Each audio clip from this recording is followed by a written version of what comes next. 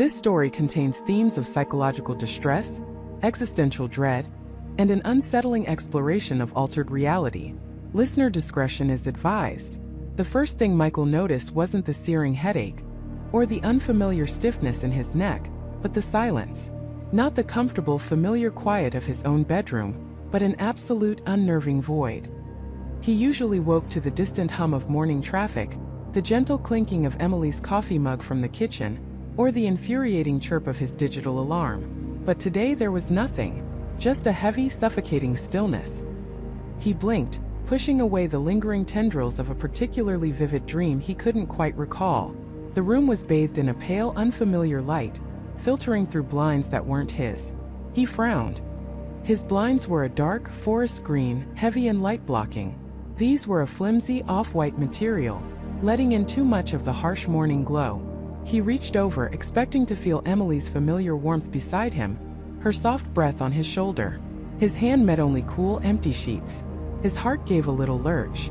Emily wasn't an early riser, not usually. He sat up, pushing a hand through his tangled hair, his head throbbing with a dull ache. He called out, his voice a little rougher than usual. No answer. He swung his legs over the side of the bed, his feet landing on a carpet that felt rougher, thinner than the plush beige one he and Emily had chosen together. He glanced around the room, a prickle of unease beginning to crawl up his spine.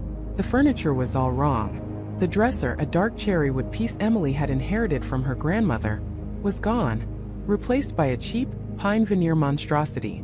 The framed photograph of their wedding day, usually positioned on his bedside table, wasn't there. In its place was an impersonal, framed print of some abstract art. He stood up, his gaze sweeping the room, a growing panic taking root in his chest. This wasn't his bedroom. This wasn't his house. He stumbled towards the door, his mind racing, trying to rationalize. Had he gone out drinking last night? No, that was ridiculous. He hadn't had a proper drink in months. Had Emily surprised him with a weekend getaway? A new Airbnb? But why wouldn't she be here? Why wouldn't she have told him? He yanked the door open and stepped into the hallway. The walls were painted a stark, pale gray. His hallway was a warm, inviting cream. There were no family photos lining the walls, no coat rack overflowing with jackets, no familiar scent of Emily's lavender linen spray. Just sterile, silent emptiness. "Emily!" he yelled, his voice echoing unnaturally in the quiet house. He checked the bathroom first. Empty. The kitchen. Empty. The living room. Empty. Each room he entered further cemented the horrifying realization. He was in a house he'd never seen before, and he was completely alone. He found his phone on a small table by the front door, lying next to a set of keys he didn't recognize. He snatched it up, his fingers fumbling as he unlocked it. He immediately went to his contacts, searching for Emily. Nothing. Her name wasn't there. He scrolled frantically, his thumb blurring across the screen. David, Jessica, Sarah, his parents, his boss, Mr. Henderson. Every single contact he knew gone. The list was almost entirely empty, save for a few generic numbers like emergency services and pizza place. A cold sweat broke out on his forehead.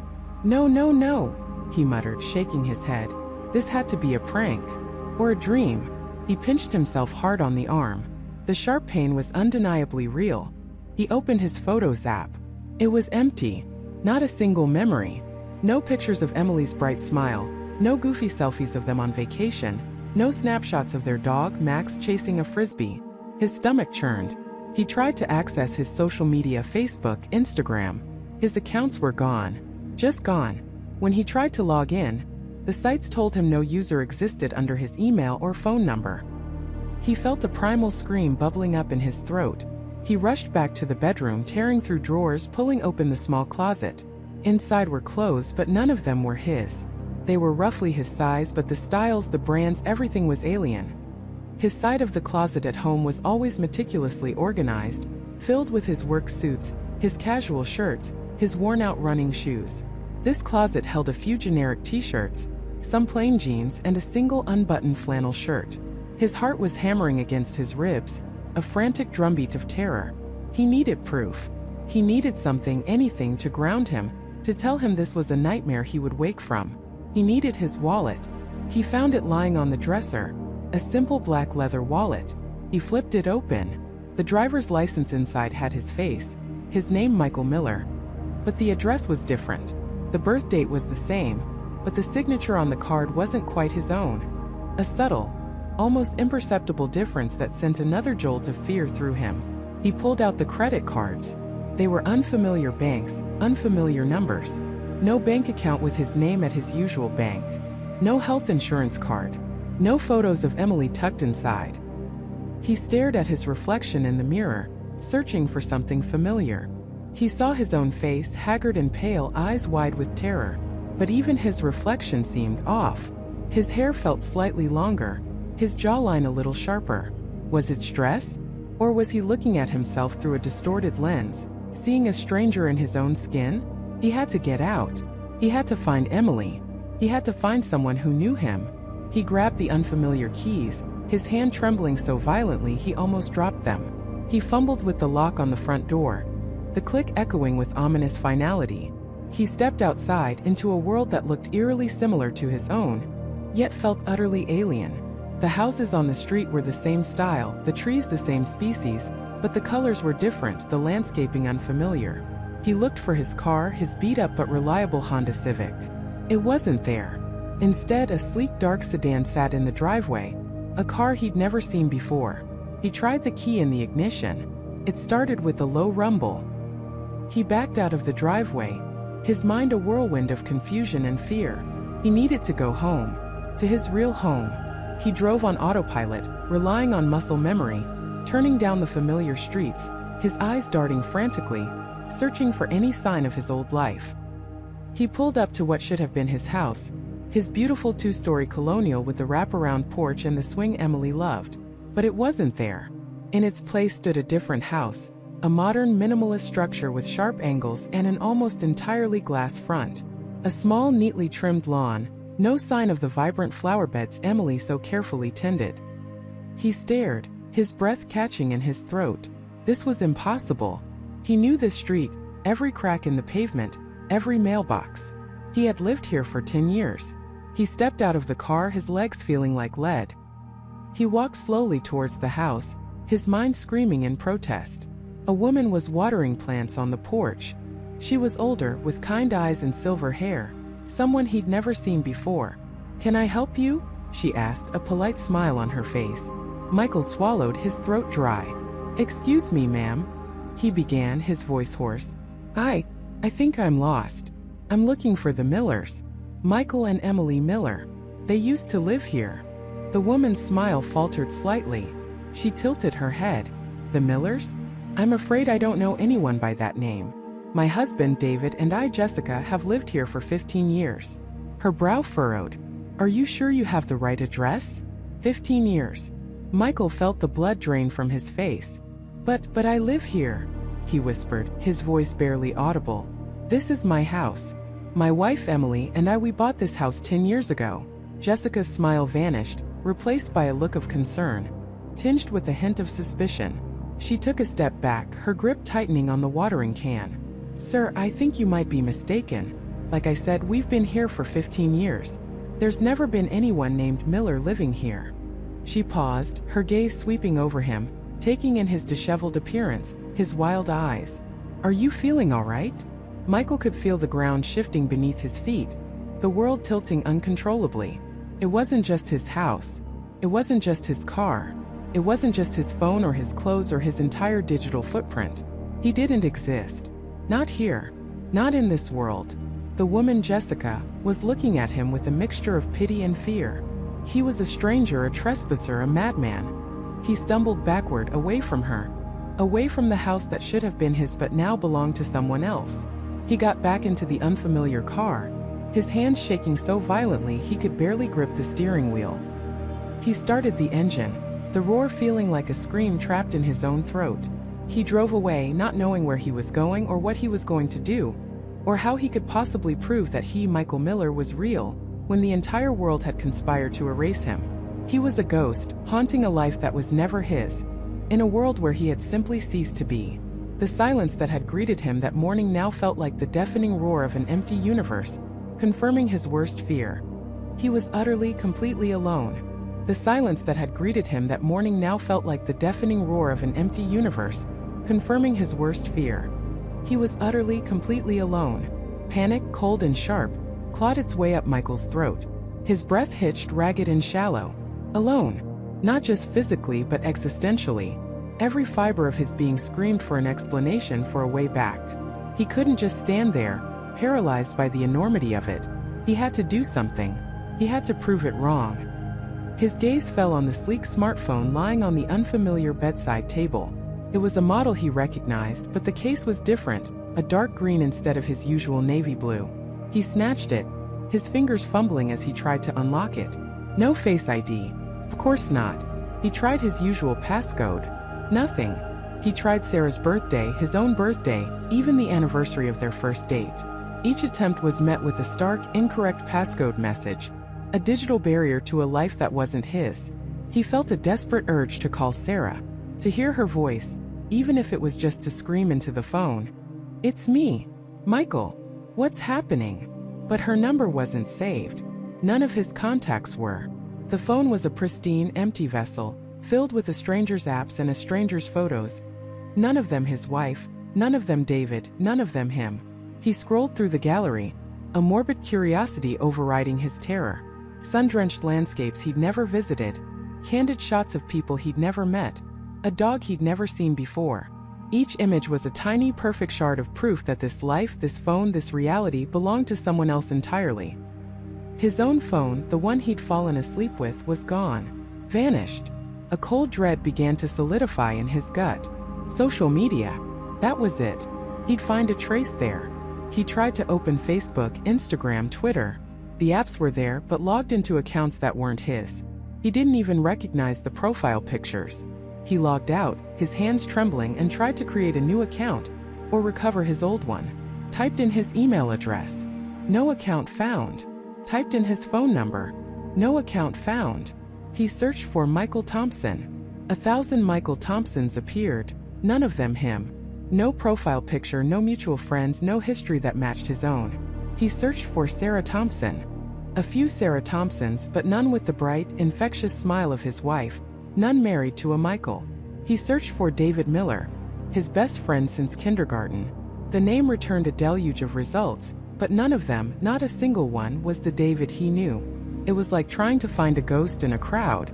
With each failed search, the air grew thinner, the room smaller. He was suffocating in an existence that systematically erased him. He staggered out of the bedroom, the strange house stretching before him. He needed to find something, anything that connected him to his past. He went to the kitchen, a place that should have been familiar, the heart of his home. But the countertops were a different granite, the cabinets a darker wood. The coffee maker was a sleek, chrome model he'd never owned. The refrigerator, usually plastered with Sarah's magnets and their shared grocery list, was bare save for a single minimalist calendar. He pulled open the door. Inside, neatly organized, were groceries he wouldn't buy. Almond milk instead of whole, organic, gluten-free bread. Artisanal cheeses he'd never heard of.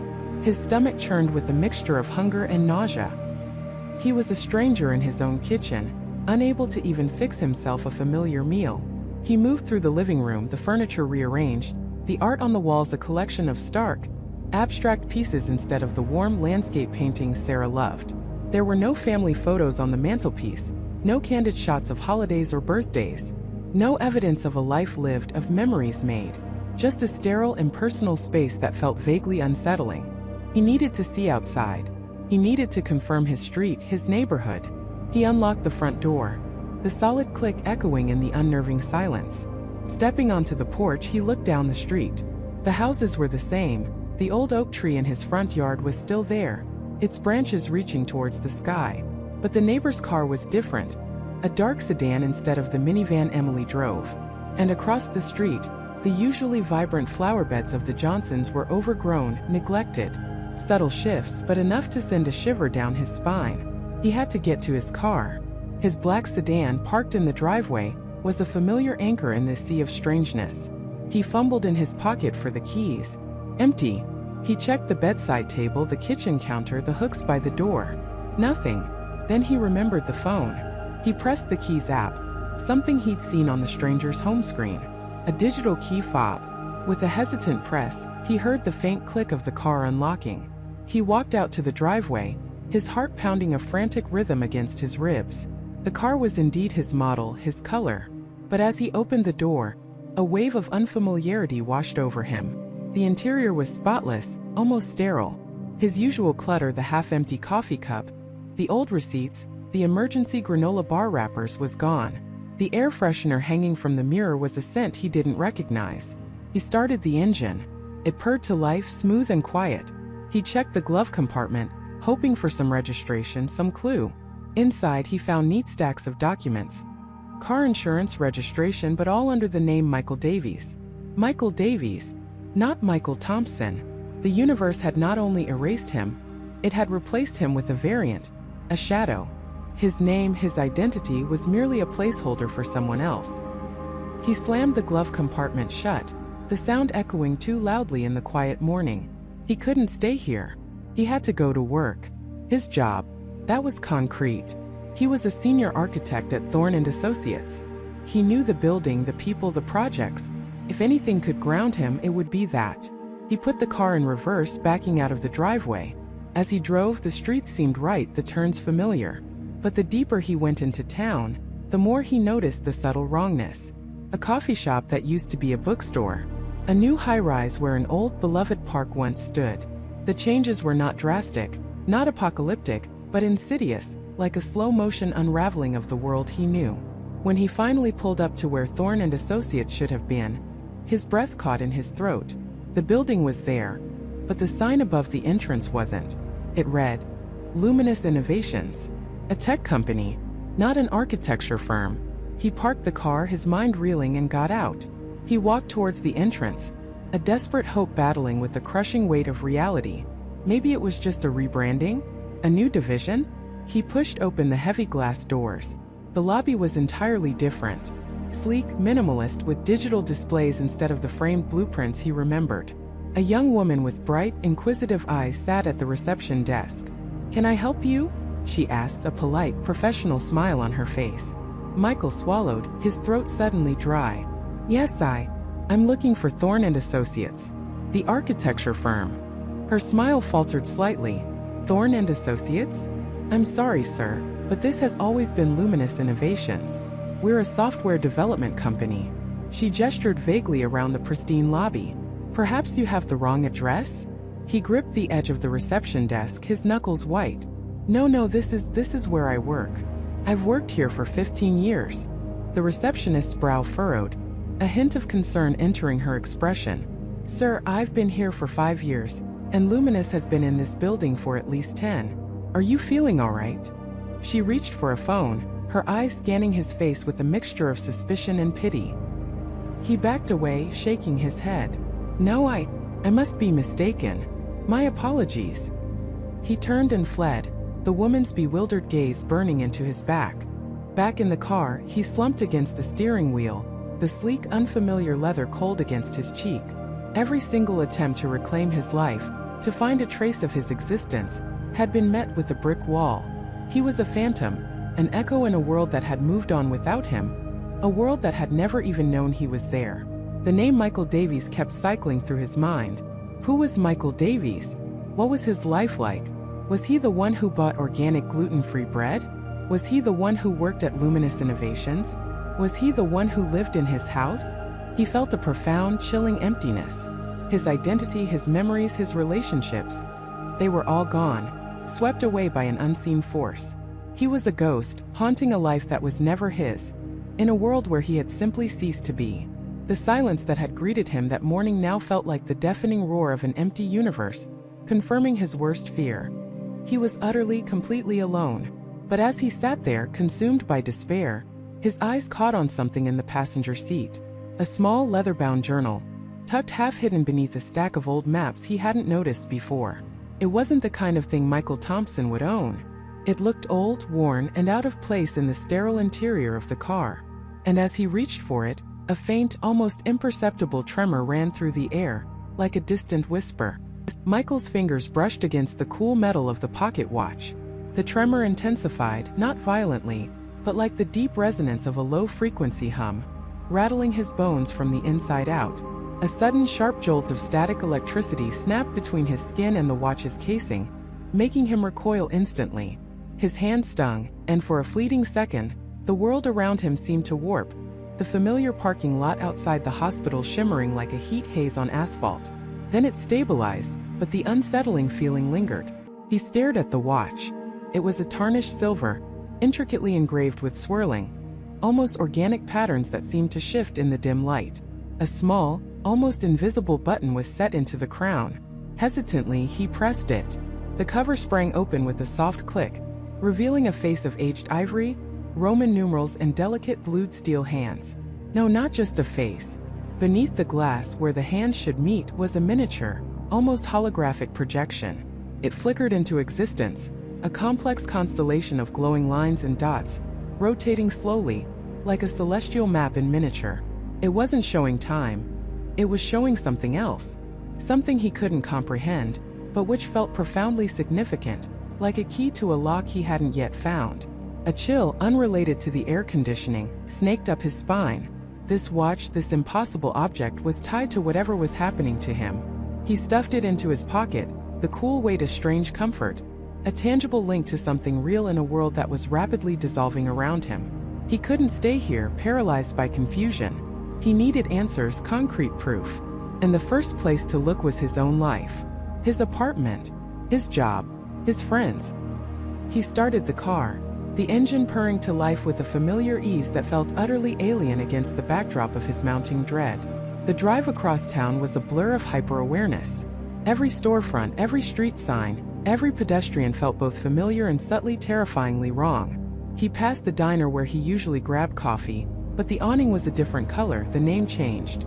He saw the park where he often jogged, but the old oak tree near the entrance, a landmark for decades, was gone, replaced by a modern art sculpture he'd never seen before. Each discrepancy was a tiny pinprick, adding to the pressure building behind his eyes. Finally, he pulled onto Elm Street, the tree-lined avenue where his apartment building, a brick four-story structure with a distinctive green awning, stood. His heart pounded with a frantic rhythm against his ribs. This was it. This was where he would find his life, his identity, waiting for him. Or not. He parked on the street, his usual spot occupied by a car he didn't recognize. The building itself looked the same, the familiar brick, the green awning, but something was off. The windows seemed to gleam with a newer, brighter glass. The door was a different shade of brown, with a more modern handle. He got out, his legs feeling heavy, and approached the entrance. He fumbled for his keys but then remembered. He didn't have them. He'd left them, along with his wallet and phone, in the hospital gown pocket. He pressed the intercom button for his apartment 3B. No response. He pressed it again, holding it down for a full 10 seconds. Still nothing. His breath hitched. He tried the next apartment 3A, then 3C, hoping to catch a neighbor. Silence. A cold, creeping dread began to solidify in his gut. Just then, the main door opened and a young woman, probably in her late 20s, with vibrant red hair and a floral dress, stepped out, juggling a yoga mat and a reusable coffee cup. She looked up, startled, as she almost bumped into him. "Oh, excuse me," she said, a friendly smile on her face. "Are you locked out? I can let you in if you need." Michael swallowed, his throat suddenly dry. "Yeah, I guess I am. I live in 3B. The woman's smile faltered, replaced by a look of mild confusion. 3B? Oh no, that's where David and Sarah live. They've been there for like 5 years now. Are you sure you've got the right building?" The words hit him like a physical blow, stealing the air from his lungs. David and Sarah. He didn't know any David and Sarah. He lived in 3B. He lived in 3B. He had lived there for 7 years. His meticulously organized apartment, his collection of vintage vinyl, the worn armchair by the window where he read. All of it. "David and Sarah?" he repeated, his voice barely a whisper. "No, I'm Michael Thompson. I've lived here for 7 years." The woman's eyebrows shot up. Her friendly demeanor vanished, replaced by a wary expression. She clutched her yoga mat tighter. "Look, I don't know who you are, but you're definitely not Michael Thompson. I'm Jessica. I've lived on the second floor for 3 years, and I know everyone in this building. There's no Michael Thompson here, and 3B is David and Sarah's place." She took a step back, her gaze flicking nervously to the street. Maybe you should check your address again. Or, maybe you've had a bit too much to drink. The accusation stung, but it barely registered over the roaring in his ears. He wasn't drunk. He was awake, and he was being erased. His heart hammered, a frantic drum against his ribs. He wanted to scream, to shake her, to demand she open the door and show him his apartment. But the look in her eyes, the genuine fear, stopped him. She truly didn't know him. He mumbled an apology, backing away slowly. Jessica hurried past him, casting a nervous glance over her shoulder before disappearing down the street. He stood there, numb, staring at the brown door that was supposed to be his entrance to his home. His world was not just subtly different, it was fundamentally altered, rewritten, as if he had never been a part of its script. David and Sarah. Who were they? What did their lives look like in his apartment? He pulled out his phone again, the one the nurse had given him, the one with no contacts, no photos, no trace of his life. He tried searching his own name. Michael Thompson, Elm Street, New York. The results were a dizzying array of different Michael Thompsons. A financial analyst in Chicago, a retired teacher in Florida, a high school football coach in Texas. None of them were him. No social media profiles, no news articles, no digital footprint whatsoever for his Michael Thompson. It was like he was a ghost, an echo that had never truly materialized. A terrifying thought crystallized in his mind. If he didn't exist here, then his job wouldn't exist either. He worked as an architect for Sterling and Finch, a mid-sized firm downtown. He had a big presentation coming up next week. Or he had one. He got back into the car, his hands trembling on the steering wheel. He had to check. He drove towards downtown, the once familiar route feeling like a journey into a foreign land. The Sterling and Finch building, a sleek glass high-rise, came into view. It was still there, thank God. A glimmer of hope, however faint, sparked within him. Maybe the apartment was just a fluke, a weird coincidence. Maybe his job was still real. He parked in the visitor's garage, his old spot now occupied by a car with a different company logo. He took the elevator up to the 14th floor, his usual floor. The lobby was the same, the reception desk, the modern art installation in the corner. But the receptionist, a woman he vaguely recognized from other floors, not his usual one, looked up with an unfamiliar smile. "Can I help you?" she asked, her voice polite but distant. "Yes, I'm Michael Thompson. I work here. I just need to get to my office." He tried to sound confident, normal, but his voice cracked slightly. She frowned, her eyes scanning a computer screen. "Thompson? Michael Thompson? I'm sorry, sir. I don't have anyone by that name in our employee directory. Are you sure you have the right company?" His heart plummeted, a cold stone in his chest. "Sterling and Finch Architects. I've been here for 8 years. My office is 1407. The receptionist's frown deepened. She typed frantically, then shook her head. "Sir, I really don't have a Michael Thompson. Office 1407 belongs to Mr. David Miller, and he's been with us for over 10 years. She paused, her gaze hardening slightly. "Are you expected for an appointment? Because if not, I'm afraid I'll have to ask you to leave." The air felt thin, suffocating. David Miller. Another David. His office, his apartment. Someone else had taken his place seamlessly, completely.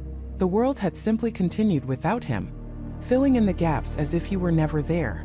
It wasn't just that he was forgotten, it was that he had never existed at all. He turned, the polished floor feeling like quicksand beneath his feet. He could feel the receptionist's eyes on his back as he walked towards the elevators, each step heavy with the weight of impossibility. The elevator doors opened, and he stepped inside, pressing the button for the ground floor. As the doors slid shut, he caught a glimpse of his reflection in the polished steel. His face, once so familiar, now seemed alien, a stranger's face staring back at him, etched with a raw, primal terror. The pocket watch in his jacket pocket suddenly grew warm, a faint pulse emanating from it, a subtle thrum against his side. He instinctively reached for it, pulling it out. The miniature celestial map within its face was still rotating, but now, a single point of light on the map, previously dim, flared brightly, pulsing with an inner luminescence. It wasn't a random point, it was a specific coordinate, a beacon.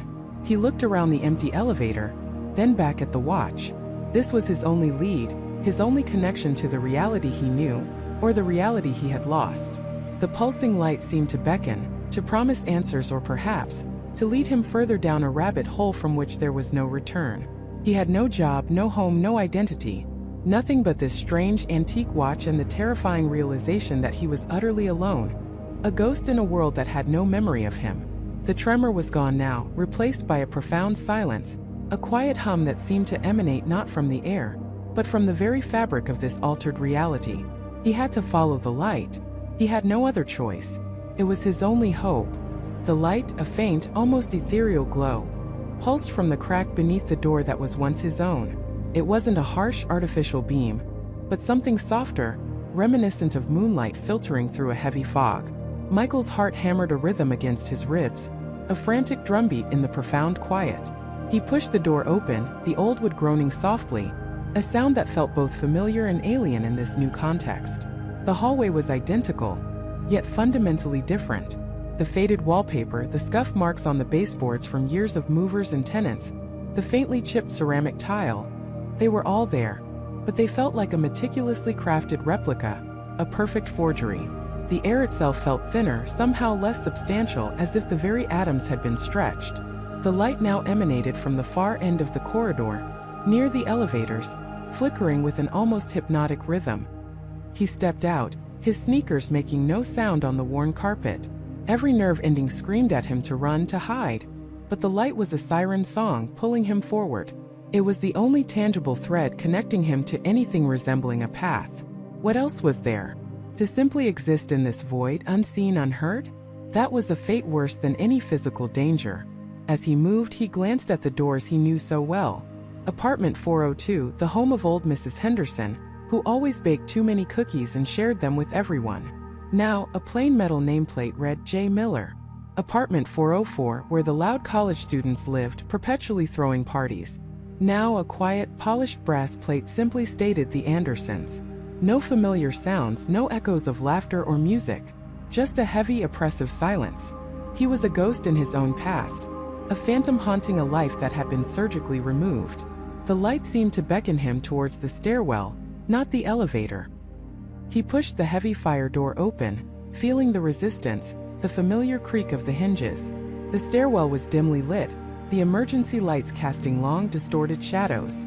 The air grew colder here, carrying the faint, metallic scent of concrete and stale air. The light, now a more focused beam, pulsed from below, urging him down. One step, then another. Each descent felt like a journey further into the unknown. His mind raced, grasping for any explanation, any logical framework to contain this insanity. Was this a dream? A coma? A hallucination? But the cold reality of the stairwell, the ache in his legs, the frantic beat of his heart. It was too real, too visceral. This wasn't a dream. This was a nightmare given form, a reality twisted into an impossible knot. He reached the ground floor, pushing through another fire door into the main lobby. The light no longer pulsed, but glowed steadily from the large, arched windows that faced the street. It was daylight outside, a stark, brilliant sun casting long shadows across the polished marble floor of the lobby, which was far grander than he remembered. His old building had a modest, functional lobby. This one was opulent, with a crystal chandelier hanging from the vaulted ceiling, and plush velvet seating arranged around a central fountain. A concierge sat behind a polished mahogany desk, impeccably dressed. Michael hesitated, a sudden, paralyzing fear seizing him. If he tried to speak, what would happen? Would he be ignored? Would he be seen as a madman? The thought of being utterly invisible, of having his voice simply dissipate into the air, was terrifying. He decided to observe. He moved cautiously, keeping to the shadows near the potted palms, his eyes fixed on the concierge. The man, a stern-looking individual with silver hair, was engrossed in a newspaper. Michael watched, a morbid curiosity taking hold. This wasn't his building, not truly. This was a parallel, more affluent version of it. What else had changed? He walked past the concierge, holding his breath, expecting a glance, a question, anything. But the man didn't stir. Michael was a ripple in the air, a whisper that went unheard. He was a ghost, truly. The realization settled in his gut like a lead weight. He could walk among them, touch their world, but he was not of their world. He reached the main entrance, the light streaming in. He pushed open the heavy glass doors and stepped out onto the street. The city was alive, a symphony of honking horns, distant sirens, and the murmur of countless conversations. But it was a city he knew yet didn't. The skyline was subtly different, a few new skyscrapers reaching higher, a familiar landmark replaced by something entirely foreign. The street names were the same, the general layout recognizable, but the details, the very texture of the urban landscape, had been subtly, terrifyingly altered. He followed the light, which seemed to emanate from everywhere and nowhere at once, a pervasive brightness that felt like the very essence of this new reality. He walked for blocks, his eyes scanning every face, every billboard, every storefront. He saw people laughing, talking on phones, rushing to work. They were living, breathing lives, utterly oblivious to the man walking among them, a man who had ceased to exist. He passed a coffee shop that used to be his regular haunt. Peering through the window, he saw a woman with bright red hair behind the counter, a woman he vaguely recognized but couldn't place.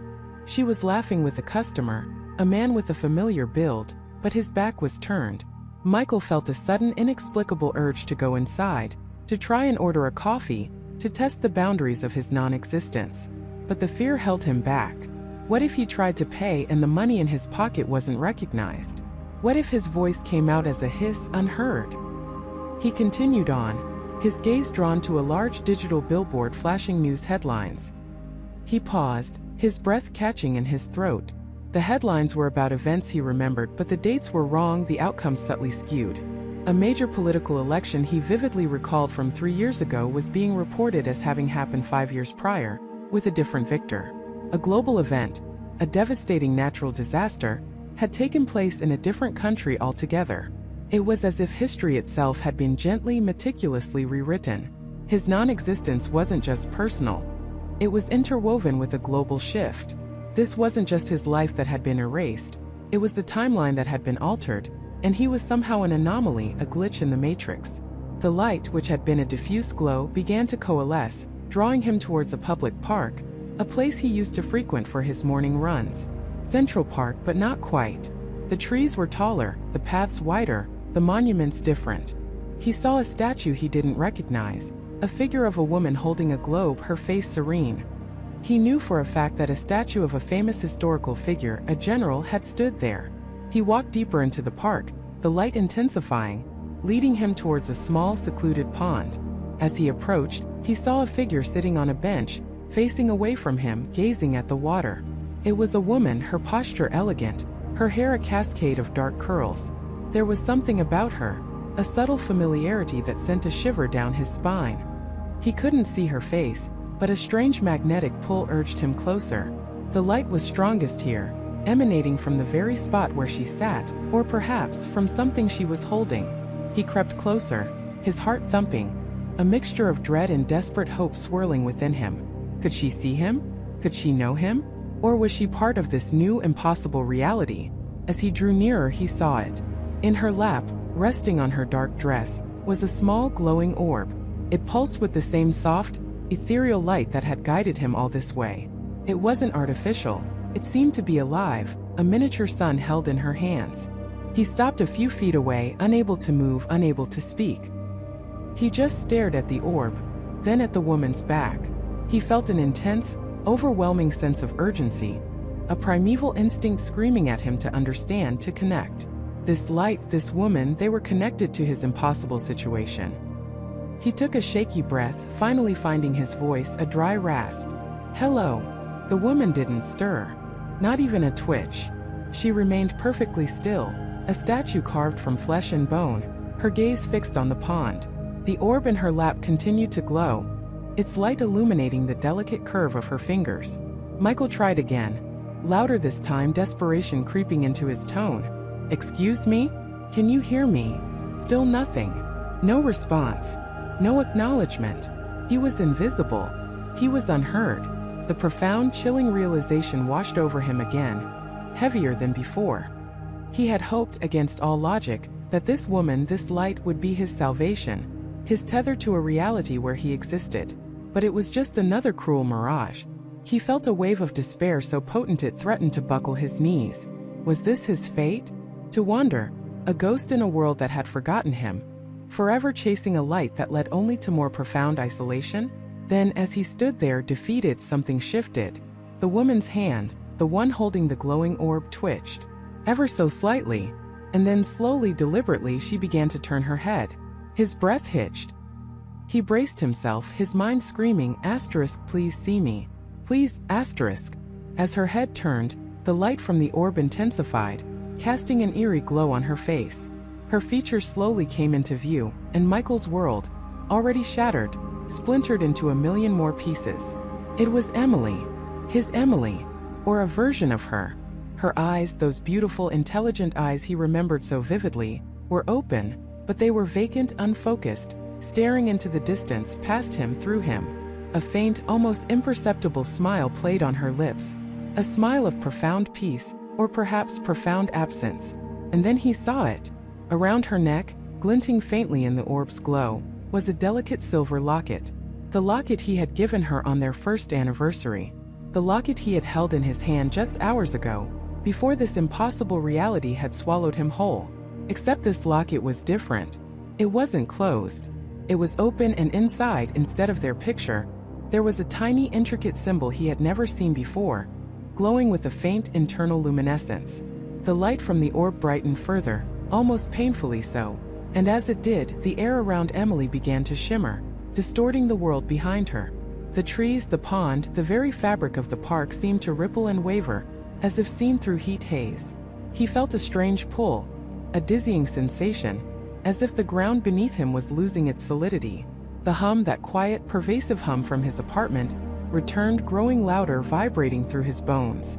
Emily, his Emily, sat there, a serene, unseeing oracle, holding the key to his impossible existence, completely unaware of the man who stood before her, a ghost of a memory, desperately trying to reclaim his life.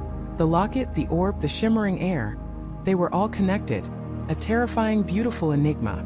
He had found a piece of his past, but it was untouchable, unknowable, and the hum was growing, threatening to swallow him whole. The hum was no longer just a sound. It was a vibration that resonated deep within Michael's bones, a pressure behind his eyes that threatened to shatter his skull. The air around him, still shimmering with an ethereal glow, began to warp, distorting the familiar urban landscape into a kaleidoscope of broken light and fractured shadows. Buildings melted into the sky, then reformed, only to ripple like water. He clenched his jaw, battling the rising nausea, the dizzying sensation that the ground beneath him was no longer solid. This wasn't just a memory or a vision. It was a physical assault, a tearing at the fabric of his very perception. His hands instinctively flew to his ears, but the sound wasn't external. It was inside him. A symphony of dissonance played on his nervous system. He stumbled backward, away from the epicenter of the shimmering air, the locket in his hand feeling impossibly heavy, the orb a cold weight in his pocket. He needed to get away, to find solid ground, to escape this agonizing symphony of existence unraveling. His legs, shaky and uncoordinated, propelled him forward, a desperate flight through a world that was literally falling apart around him. The hum intensified with every step, a relentless drone that vibrated through his teeth, blurring his vision, making his head throb with agonizing regularity. He felt as though he was being stretched, pulled thin, a rubber band on the verge of snapping. He didn't know where he was going, only that he had to escape the immediate vicinity of that shimmering portal, that window into a life that was his, yet wasn't. He ran blindly, pushing through phantom crowds, past buildings that seemed to lean precariously, their reflections shimmering in non-existent puddles. His breath hitched in his throat, a ragged gasp for air that felt thin and insubstantial. He could feel the edges of his own reality fraying, a terrifying sense of detachment from his body, from the world. Was he still here? Was any of this real? Suddenly, a sharp metallic clang cut through the hum, a jarring counterpoint that momentarily broke its hold. Michael collided with something solid, a brick wall scraping his shoulder. The impact, though painful, was grounding. It reminded him that he was still a physical being, still here, still something. He slid down the wall, gasping for breath, his heart hammering against his ribs. The hum, though still present, had receded slightly, leaving behind a ringing silence in its wake, a phantom echo that promised to return. He looked around, trying to reorient himself. He was in a narrow alleyway, tucked between two nondescript buildings. The air here was still, thick with the smell of damp refuse and old bricks. No shimmering light, no warping reality. Just the oppressive gray of the city, and the slow, agonizing throb behind his eyes. He squeezed his eyes shut, trying to clear the lingering visual distortions, the phantom afterimages of a fractured world. When he opened them again, the alley seemed stable, if not welcoming. He pulled out the locket, its cool metal a small comfort against his palm. He stared at the faded, impossible photograph, the smiling faces of Emily and David, his family etched into his mind. They were real, he knew it, he felt it. But they were also gone, existing in a world he couldn't touch. The orb, still in his pocket, felt like a silent sentinel, a secret keeper. He needed answers. He needed to understand what was happening to him, to this world, to find a way back or forward to where he belonged. He pushed himself to his feet, his muscles aching, his head still swimming. He had no money, no ID, no phone. He was a ghost, wandering through a city that had no record of his existence. He needed a plan, a direction. But where did he even begin? He thought of the library, a place of quiet knowledge, a refuge where he might find some obscure text, some forgotten lore that spoke of shifting realities, of people simply disappearing. It was a long shot, but it was the only shot he had. He emerged from the alley, blinking in the muted afternoon light. The streets were bustling, cars honking, people hurrying by, their faces a blur of indifference. No one seemed to notice him. No one seemed to see the desperation in his eyes, the lingering terror in his stance. He was invisible, a phantom in plain sight. He walked aimlessly for a few blocks, letting his instincts guide him until he saw it. An old red brick building with a sign that read, City Public Library.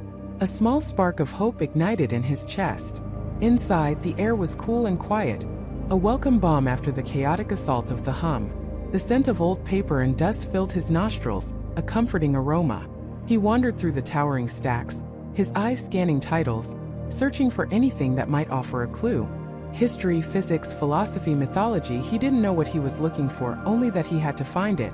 He felt an intense, almost primal urge to understand, to piece together the shattered remnants of his identity. He found himself in a section dedicated to local history, a curious instinct drawing him there. Perhaps there would be some obscure record, some forgotten incident that mirrored his own. He pulled out a large leather-bound book, its pages yellowed with age, detailing the city's past. As he flipped through it, a name caught his eye. The Blackwood Anomaly. The entry was brief, almost dismissive, describing a series of inexplicable energy fluctuations and localized temporal distortions reported in the city's older districts around 20 years ago. The reports were quickly debunked as mass hysteria or faulty equipment, then faded into obscurity. 20 years ago. That was roughly the time he remembered his life with Emily and David. A shiver ran down his spine. Could this anomaly be connected? Was he a consequence of it, or perhaps a victim of it? He felt a sudden intense pressure, a familiar hum building at the edges of his hearing, a warning. He slammed the book shut, his heart racing. He wasn't alone. He looked up, scanning the quiet rows of shelves, and then he saw him. An old man, perhaps in his late 70s, with wispy white hair and sharp, intelligent eyes that seemed to miss nothing. He was sitting at a table across the aisle, pretending to read a newspaper, but his gaze was fixed on Michael, a peculiar, knowing look on his face. He didn't look surprised or curious, but rather expectant, as if he had been waiting for Michael. Michael felt a prickle of unease. He clutched the locket tighter in his hand, a silent shield. He turned away, trying to appear nonchalant, but he could feel the old man's gaze burning into his back. He picked up another book, pretending to read its spine, but his mind was racing. Was this man part of them? The unknown entity that had caused this, or was trying to stop him? Or was he an ally? He decided to test the waters. He walked slowly towards the man's table, his movements deliberate, his senses on high alert. As he approached, the old man slowly lowered his newspaper, his eyes the color of faded denim, meeting Michael's. A faint, almost imperceptible smile touched his lips. "Looking for answers, are we?" the old man said, his voice a gravelly whisper that seemed to carry an ancient wisdom. He spoke with an accent Michael couldn't quite place, a subtle lilt that wasn't quite American, but something older, more refined. "They often come here, you know. The ones who feel the pull, the ones who notice the cracks." Michael stopped a few feet from the table, his guard up. "I don't know what you're talking about," he said, his voice hoarse, betraying his nervousness. The old man chuckled softly, a dry, rustling sound. "Don't you? The hum. The shimmering air, the faces that aren't quite there. I've seen it all before. More times than I care to count. He gestured to the empty chair opposite him. Please sit. You look like you've seen a ghost. Or perhaps you are one. Michael hesitated for a moment. Then, driven by a desperate need for understanding, he sat. The old man's eyes seemed to bore into his soul, seeing everything without judgment. My name is Michael, he offered, though he wasn't sure if that was even true anymore. Arthur, the old man replied, extending a surprisingly firm hand. And Michael, you are not alone. You've merely stumbled into a place where the veil between what is and what isn't has grown thin. A place where the currents of reality shift and converge. He paused, his gaze dropping to Michael's hand, where the locket was still clutched tight. And you, my friend, carry a piece of the other side with you. A powerful anchor, and a dangerous beacon. Michael's breath caught in his throat. This man Arthur knew. He knew about the locket, about the shifts, about him. He pulled the locket from his palm, placing it on the table between them. What is this? What's happening to me? Arthur picked up the locket, his fingers tracing the intricate patterns on its surface, then gently opened it, revealing the faint image. This, he said, his voice softer now, almost reverent, is a fragment of your true self, a memory imprinted not just on your mind, but on the very fabric of your being. It's a key, Michael. A key that opened a door that should have remained shut. He looked at Michael, his eyes full of a profound sadness. You've crossed over, haven't you? From a world where you existed into one where you don't. And the hum is the sound of the universe trying to correct the imbalance. Michael felt a surge of both terror and a strange sense of vindication. He wasn't crazy. This was real. Correct the imbalance? What does that mean? Am I going to disappear? Arthur shook his head slowly. Not necessarily disappear, but fade. Unless you find a way to anchor yourself to bridge the gap. The locket is the start. But there are other pieces, other echoes of your original reality, scattered across this plane. And there are others, Michael. Others who have felt the hum, who have glimpsed the truth. Some are lost, some are searching, and some are trying to control it. His voice dropped to a conspiratorial whisper. There's a group, a shadowy organization that calls themselves the Architects. They've been monitoring these anomalies for decades, trying to harness the energy to manipulate the shifts. They see people like you as resources or threats. A cold dread settled in Michael's stomach. The Architects? The name sounded ominous, powerful. How do I find these other pieces? How do I find the truth? Arthur smiled, a knowing glint in his eyes. You've already found one. The orb, isn't it? I sense its presence. It's a guide, Michael. A compass in this sea of shifting realities. But beware, it also attracts attention. You must be careful who you trust. The path ahead is fraught with danger, with deception. But there is hope. There's a place, an old observatory on the outskirts of the city. It was built on a nexus point, a place where the veil is thinnest. An old friend of mine, a brilliant but reclusive scientist named Dr. Eleanor Vance, might be able to help you. She's been studying the hum for years, long before anyone else dared to acknowledge its existence. She might have answers, Michael. Answers about the hum, about the shifts, about how to reclaim your place.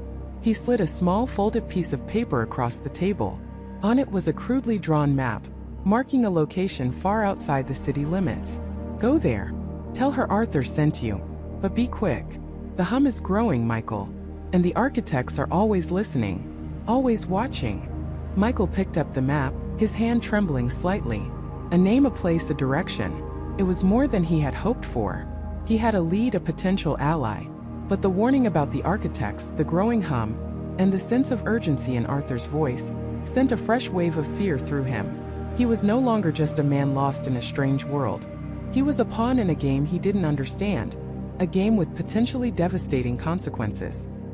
He looked up to thank Arthur, but the old man was already gone, his chair empty, the newspaper still lying neatly folded on the table. Only the faint scent of old books and a lingering sense of profound mystery remained. Michael was alone again, but this time he had a purpose. He had a destination. And the hum, though still a distant echo, felt like a silent countdown. In the table, only the faint scent of old books and a lingering sense of profound mystery remained. Michael was alone again, but this time he had a purpose. He had a destination, and the hum, though still a distant echo, felt like a silent countdown. He folded the map, the cryptic notes. His heart pounded with a new kind of energy. Not just fear, but a desperate, burning hope. The address was for an old research facility. The Blackwood Annex. It was miles away, deep on the outskirts of the city, a place he dimly remembered existing from his own timeline. But here it was an abandoned, almost mythical site, whispered about in hushed tones by students in his past life as a place where strange experiments once took place. In this reality, it was simply a crumbling relic. His immediate problem: how to get there. He had no car, no money, no ID. He was a ghost in a city of millions.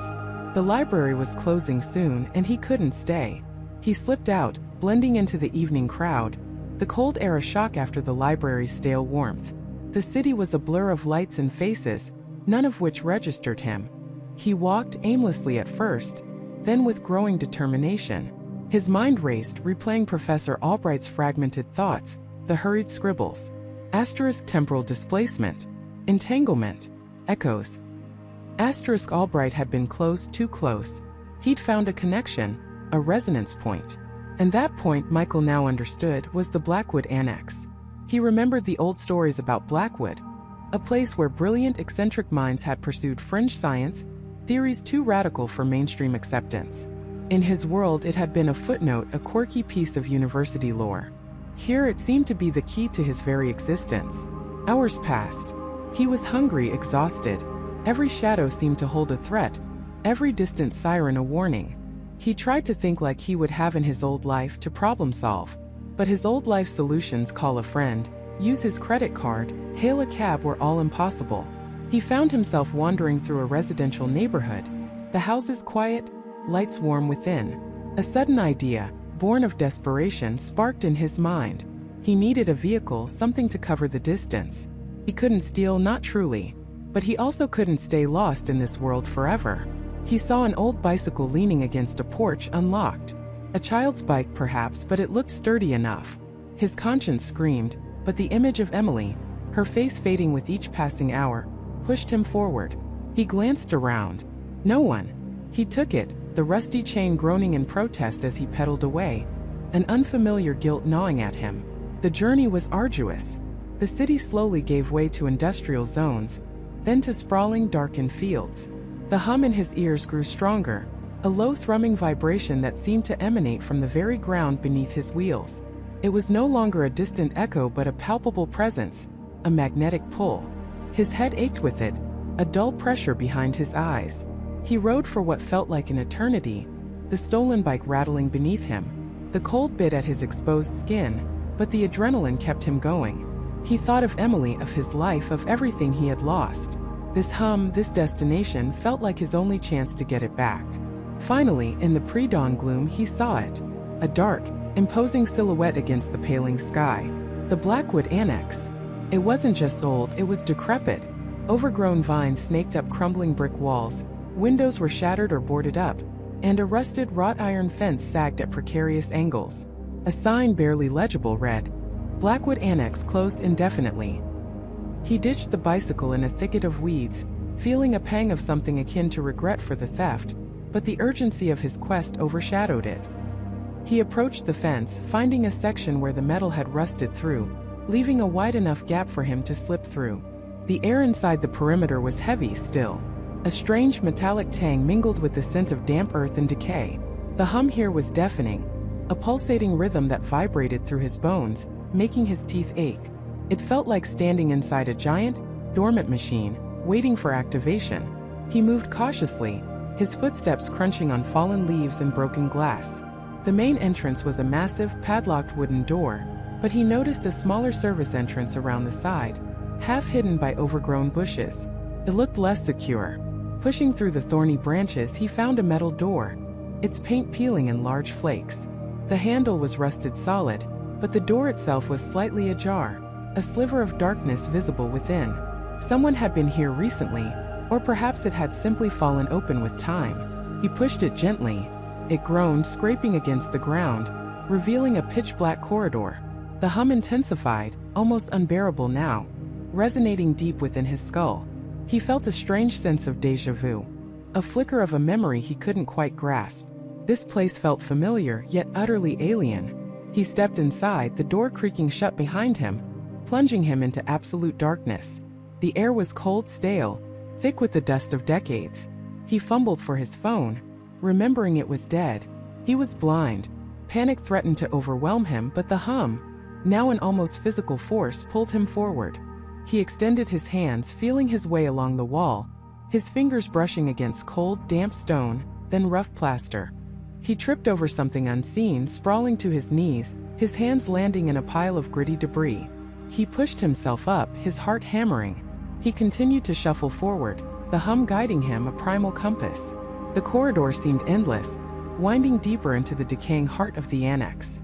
He could feel the pressure building, the air growing heavier, as if he were descending into the earth itself. Then a faint, flickering light appeared ahead, a soft, greenish glow pulsing rhythmically. It wasn't a light source he recognized, not an LED or a fluorescent tube. It was organic, almost alive. He moved towards it, drawn like a moth to a flame, the hum now a roar in his ears. The corridor opened into a vast, circular chamber. The green light emanated from the center, from a towering, complex apparatus that dominated the room. It was a tangle of rusted metal, thick cables, and what looked like enormous, antiquated vacuum tubes, all humming with an eerie, low-frequency electricity. This was it, Professor Albright's resonance point, the source of the hum, and it looked like something out of a forgotten sci-fi movie. He approached the apparatus cautiously, his eyes scanning the surrounding area. The chamber was filled with discarded equipment, overturned desks, and yellowed documents scattered across the floor. It was a scene of scientific abandonment, frozen in time.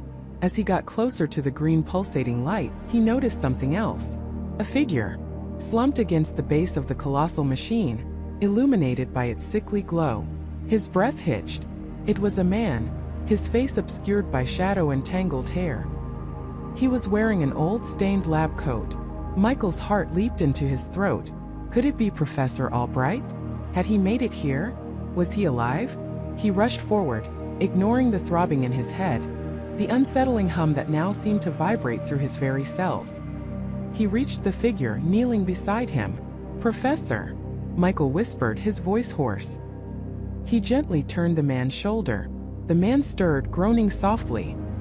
His head lifted slightly, and the green light illuminated his face. It wasn't Professor Albright. It was older, more gaunt. His eyes fluttered open, wide and unfocused, a deep, unsettling blue. They stared directly at Michael, but seemed to look through him at something beyond. Who are you?" the man rasped, his voice a dry whisper. Michael felt a chill that had nothing to do with the cold. "My name is Michael. I'm looking for Professor Albright. He mentioned this place." A flicker of recognition, or perhaps just confusion, crossed the man's face. "Albright? He's gone." He coughed, a rattling sound in his chest. "Been gone a long time." "Gone?" Michael pressed, a knot forming in his stomach. But his notes, he was trying to find something here, something about temporal displacement. The man's eyes sharpened, a spark of lucidity returning. He gripped Michael's arm with surprising strength, his fingers bony and cold. "Temporal displacement? You know about that." His voice was barely audible, but filled with a sudden, desperate urgency. "You're one of them, aren't you? The ones who remember." Michael shook his head, confused. "Remember what? I just woke up in a world where I don't exist. I'm trying to find my way back." A weak, humorless laugh escaped the man's lips. "Back? Oh my boy. There is no back." He coughed again, a wheezing sound. "Not for us. Not anymore." "Us?" Michael asked, a terrifying possibility beginning to dawn on him. "Who are you, us?" The man's grip tightened, his eyes wide with a mixture of fear and a strange manic excitement. "The displaced. The unwritten. The ones who crossed over. I've been waiting for someone like you." He gestured weakly towards the glowing apparatus. "It was all a mistake. A glorious, catastrophic mistake. Albright tried to fix it. He thought he could, but he only made it worse." "Made what worse?" Michael demanded, his mind reeling. "The tear," the man whispered, his voice fading. "The fabric of reality, we tore it, and now it's unraveling. Fast." He pointed a shaking finger at the green light pulsating within the machine. That's not just energy. It's a wound. And it's growing. Michael looked at the pulsing green light, then back at the man, his mind racing to connect the dots. You mean this machine, it caused it? And Professor Albright was trying to close it? The man nodded, his eyes fixed on Michael's face, a desperate plea in their depths. He thought he could reverse it, but the energy, it needs to be stabilized, recalibrated. Otherwise, the echoes, they'll consume everything. Echoes, Michael repeated, the hum in his ears suddenly feeling like the sound of an impending catastrophe. The fragments, the man rasped, his voice barely audible now. Of what was? Of what should be? They're trying to break through. And if they do, if the barrier falls. He trailed off, his gaze becoming distant, unfocused once more. What happens then? Michael urged, shaking him gently.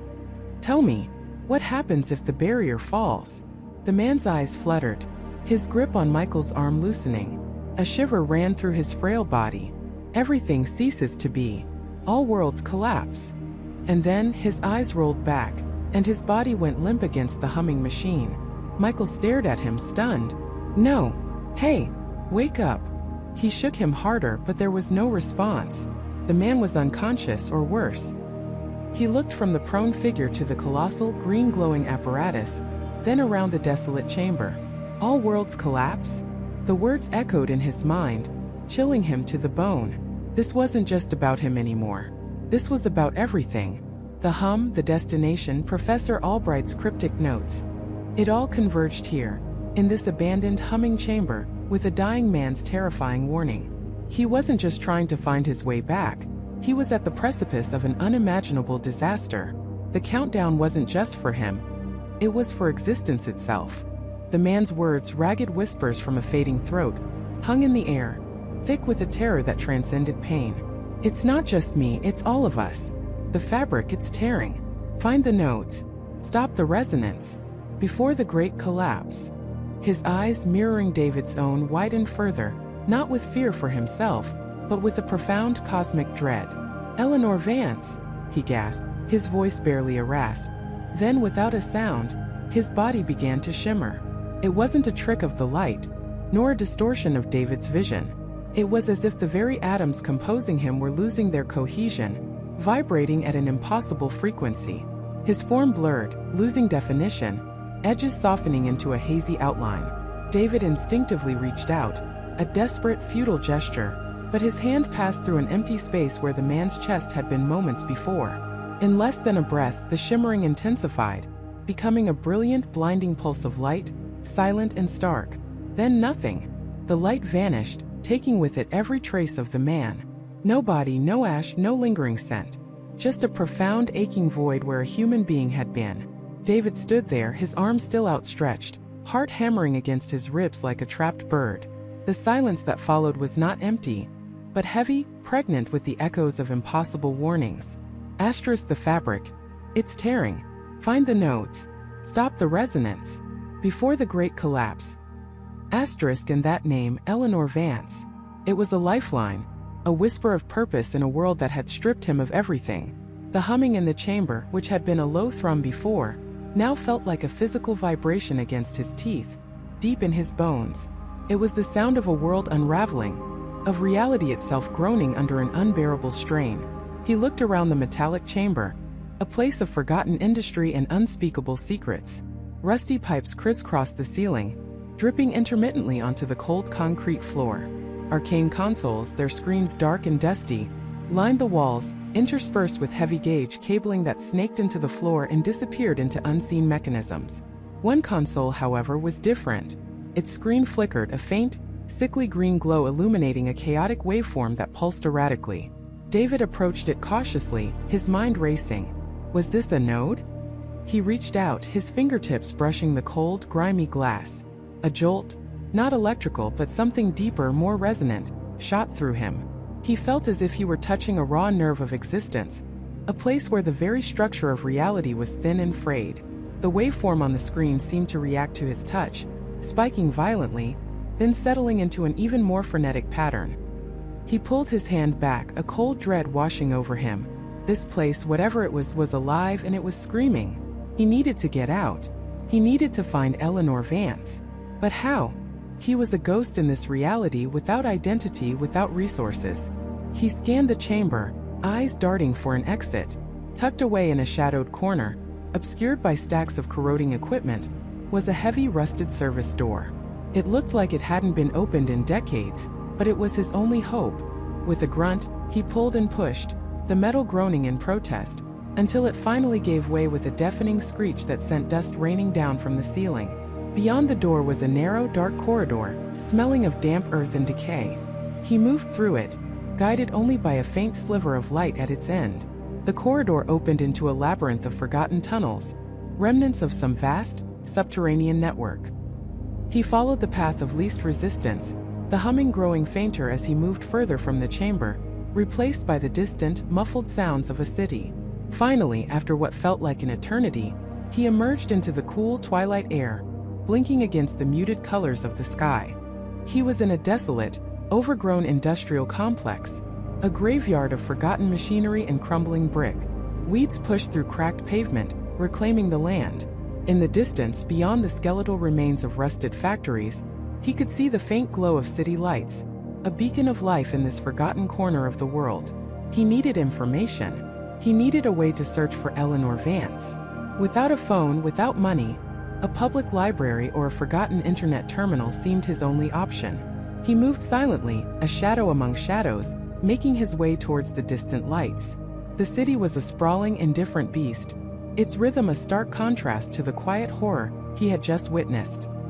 He navigated through dimly lit streets, past boarded-up storefronts and the occasional late-night diner. He had to avoid attention to remain unseen. He was a man without a past, a face without a name in this world. After what felt like miles, he spotted it. A small, almost forgotten community center, its front door ajar, a single fluorescent light flickering inside. It was late, but the center seemed to have a small public computer lab, judging by the glow emanating from one of the windows. He slipped inside, his heart pounding. The room was empty, save for a row of dusty, antiquated computer terminals. He approached one, its screen displaying a dormant login prompt. He fumbled with the mouse, his hands trembling slightly, and managed to open a web browser. His fingers hovered over the keyboard. Eleanor Vance. The name felt heavy, charged with an unknown power. He typed it in, then pressed enter. The results loaded slowly, each line a new piece of a terrifying puzzle. Eleanor Vance. Not a common name, but not entirely obscure either. The top results were academic papers, some dating back decades, others more recent, but all centered around highly theoretical and controversial physics. He scrolled down, his eyes widening. Eleanor Vance. Pioneer or pariah? The discredited theories of interdimensional resonance. Another headline. The Vance hypothesis. A dangerous path to universal instability? His breath hitched. Interdimensional resonance. Universal instability. The words echoed the dying man's warning with chilling precision. He clicked on an archived article from a scientific journal, dated almost 20 years ago. It detailed Vance's radical theories, positing that the fundamental fabric of reality was not as stable as once believed, that it was susceptible to resonant frequencies from other dimensions. She proposed that these resonances, if amplified, could cause localized tears, or even a cascading great collapse of reality itself. David felt a cold prickle of fear crawl up his spine. This wasn't just theory anymore. This was happening. He was living proof of it. The article went on to describe how Vance's work was initially met with skepticism, then outright ridicule, especially after a highly classified, government-backed project she led, codenamed Project Kronos, was abruptly shut down. The official report cited lack of scientific merit and ethical concerns, but whispers persisted of a catastrophic failure, an incident that was quickly covered up. As he read, the fluorescent light above him flickered violently, plunging the room into momentary darkness before sputtering back to life. The computer screen itself warped for a split second, the text blurring into an indecipherable mess before snapping back into focus. He wasn't imagining it. The instability wasn't just confined to some hidden chamber. It was seeping into the world, a growing tremor beneath the surface of everyday life. He scrolled further. An old forum post, buried deep in the search results, caught his eye. It was from a user named truthseeker_Sarah, defending Eleanor Vance's work, claiming she was a visionary, not a madwoman. The post mentioned that Sarah had been a doctoral student under Vance at the time of Project Kronos, and believed the shutdown was a deliberate suppression of groundbreaking truth. The post ended with a vague reference to Sarah's current work at a university, Midland State University, Department of Theoretical Physics. Midland State University. Sarah Jenkins. A name, a location, a potential lead. David's mind was a whirlwind of information, terror, and a burgeoning sense of purpose. He wasn't just looking for answers anymore. He was looking for a way to stop a catastrophe. The dying man hadn't just given him a warning. He'd given him a mission. The hum that had permeated the abandoned chamber now felt like a low, insistent thrum beneath the entire world, a silent countdown ticking away towards the great collapse. He had to find Sarah Jenkins. He had to find Eleanor Vance. Before everything, every single thing, ceased to be. The abandoned chamber now felt like a low, insistent thrum beneath the entire world, a silent countdown ticking away towards the great collapse. He had to find Sarah Jenkins. He had to find Eleanor Vance. Before everything, every single thing, ceased to be. Michael sprinted, the cold, stale air of the forgotten facility doing little to clear the frantic thoughts from his mind. His breath hitched, a desperate gasp in the echoing silence. He couldn't just wander aimlessly. He needed a starting point, a thread to pull in this unraveling reality. The chamber. It had to be the chamber, the epicenter of his own inexplicable arrival, the place where the fabric of existence felt thinnest. He retraced his steps, his internal compass inexplicably drawn back to the metallic hum and the faint, almost imperceptible shimmer that had been present since his first waking moments here. This time he wasn't just observing. He was searching, scrutinizing every panel, every forgotten console, every dusty corner for a clue. The air grew heavier, thick with an unseen energy, a pressure building in his ears that wasn't just his own exertion.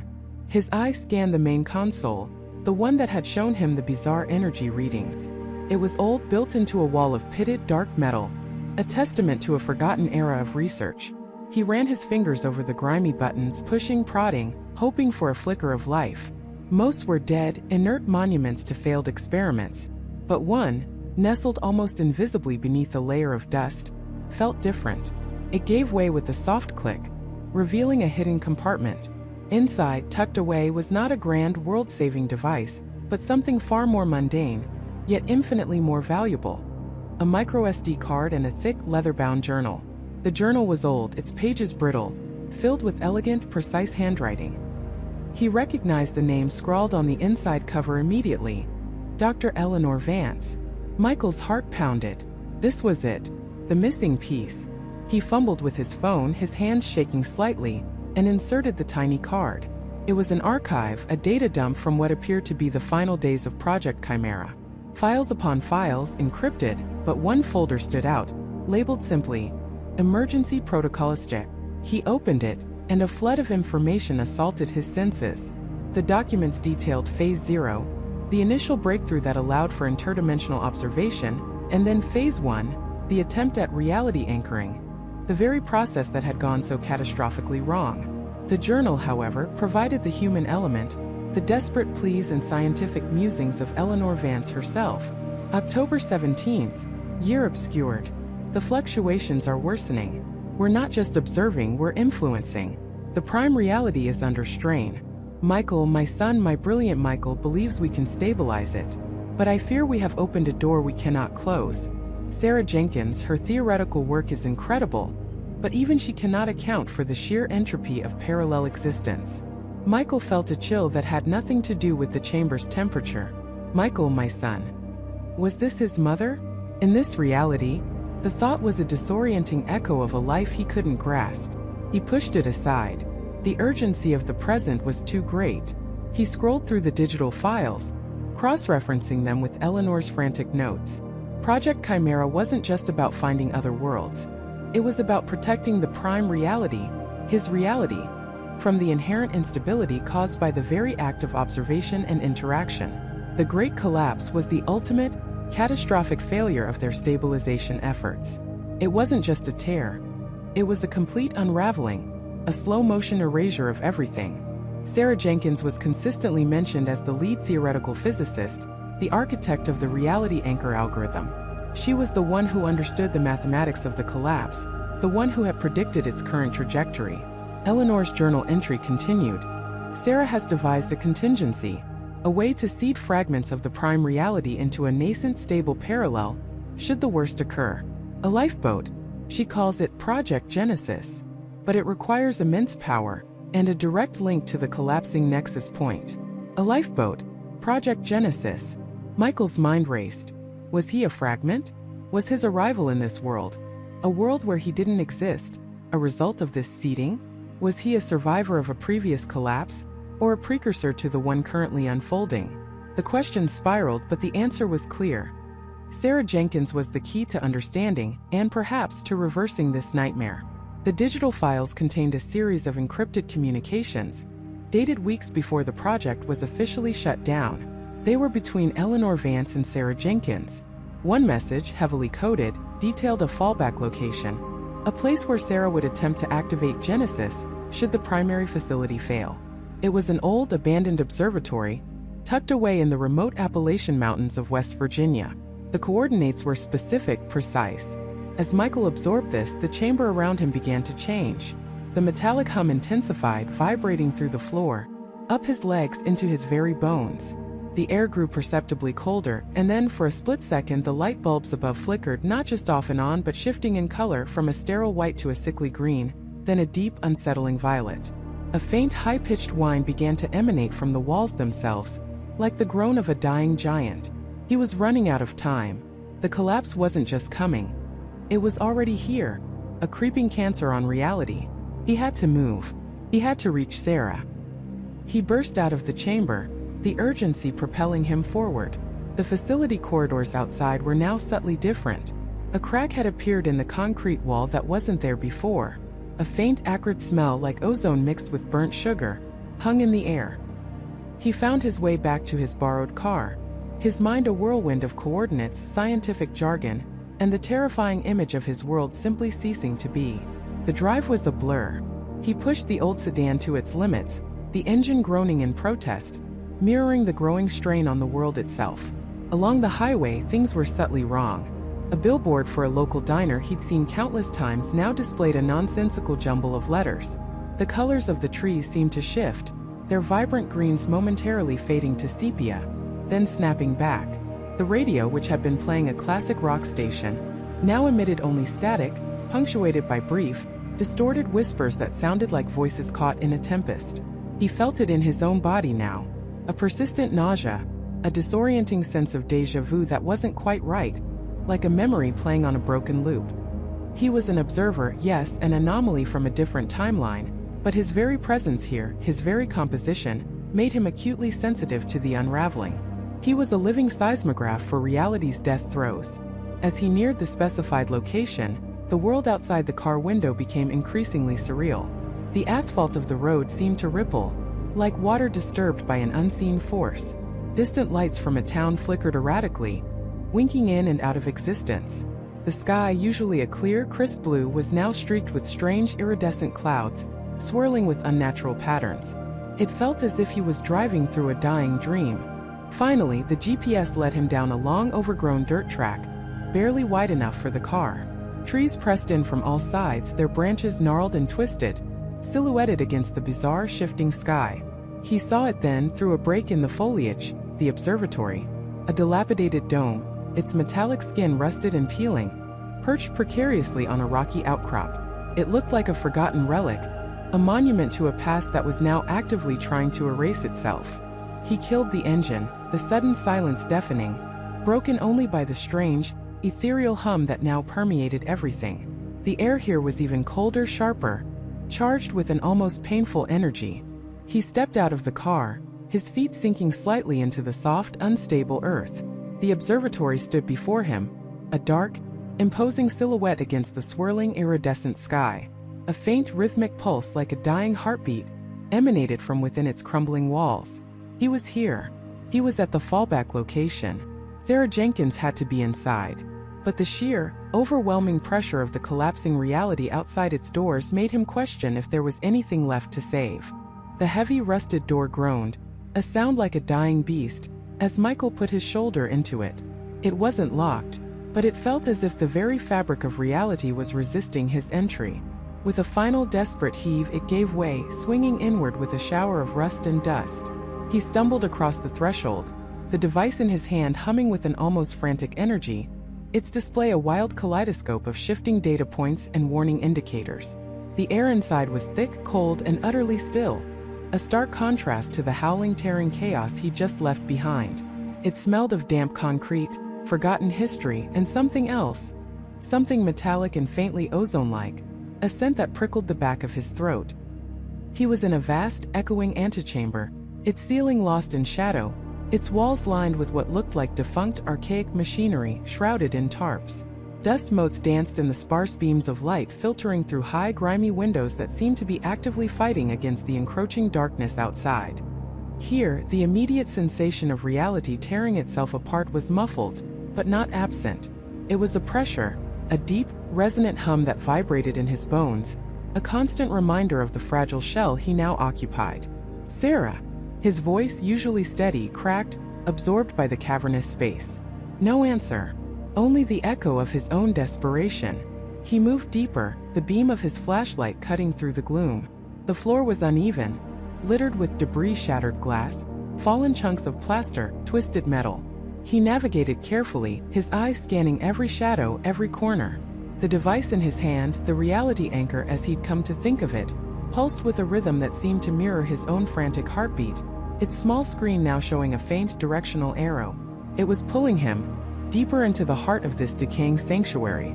The architecture of the building itself began to feel wrong. Corridors didn't quite align.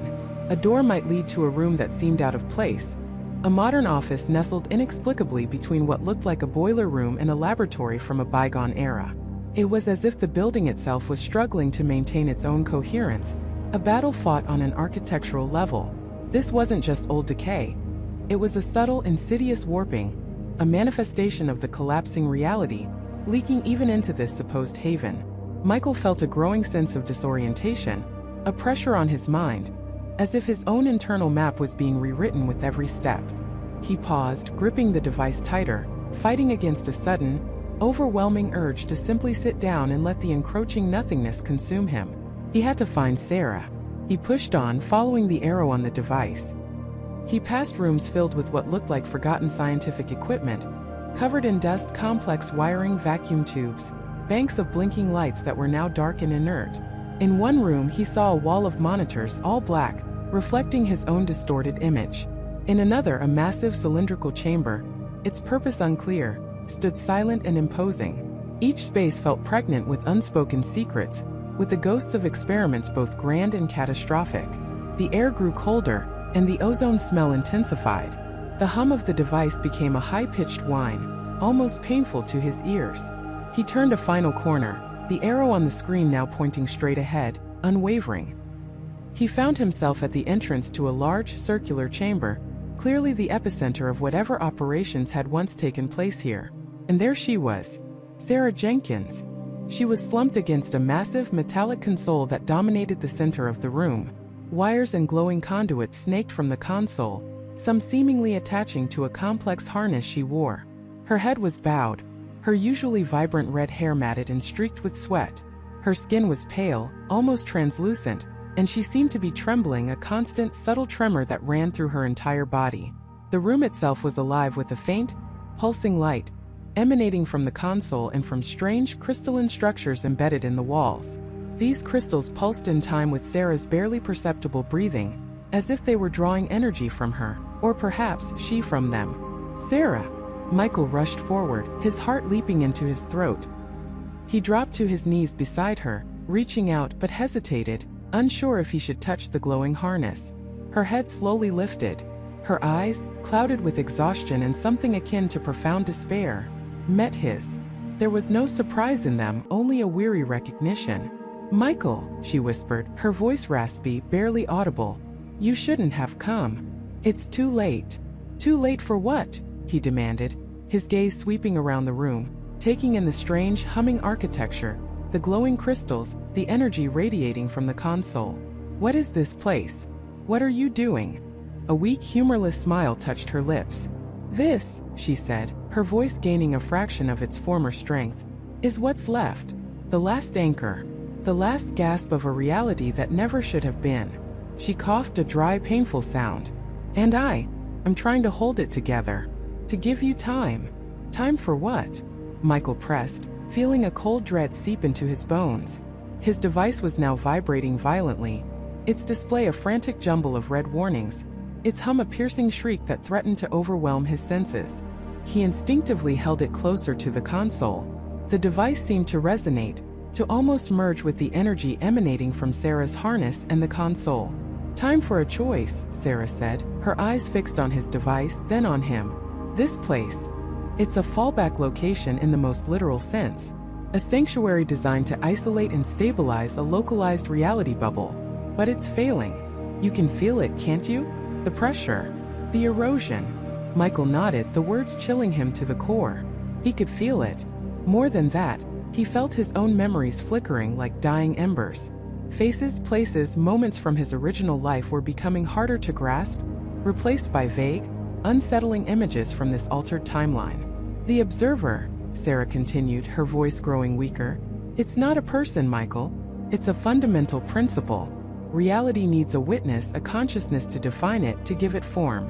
When you were pulled into this timeline, you became a rogue observer. Your very existence here, where you don't belong, began to destabilize everything. It's like a glitch in the cosmic code. And it's contagious. A glitch. Michael repeated, the absurdity of it almost making him laugh. His entire life, or what he remembered of it, was a glitch. Yes, and my work, my device. It wasn't just to track anomalies. It was to coalesce them, to either integrate them or neutralize them, to force a decision on which reality persists. She gestured weakly to the console, then to the device in his hand.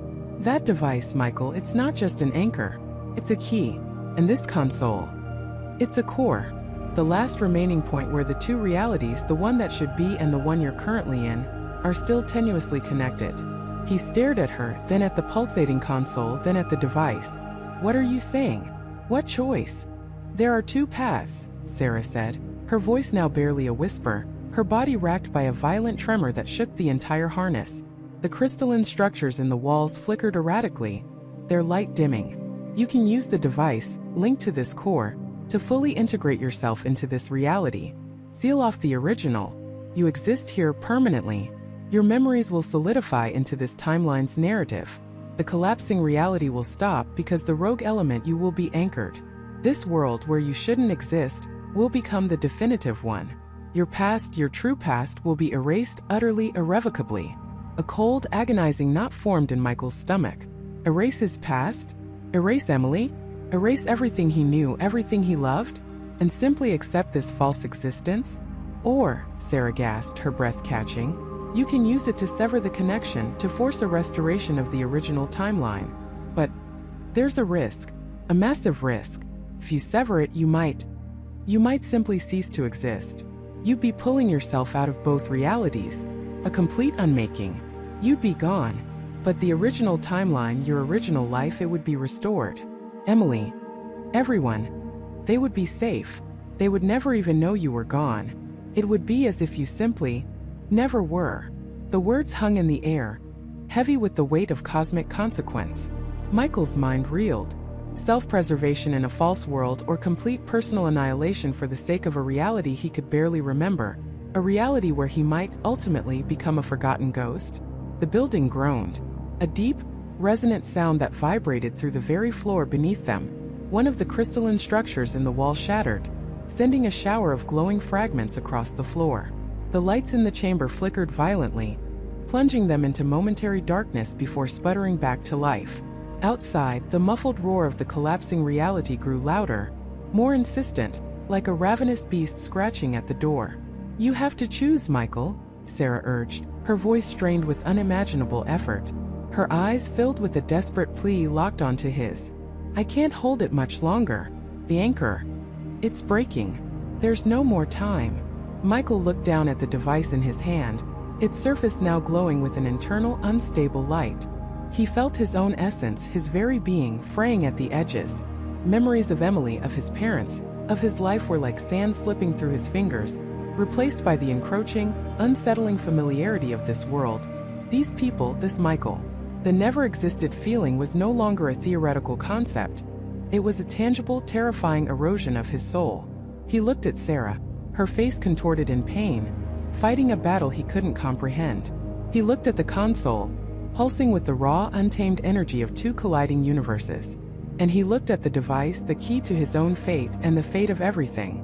The roaring outside intensified, the very walls of the chamber beginning to shimmer and warp. He had to choose.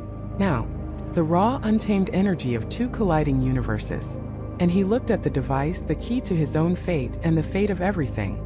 The roaring outside intensified, the very walls of the chamber beginning to shimmer and warp. He had to choose. Now, the roaring outside reached a deafening crescendo, a primordial scream of existence tearing itself apart.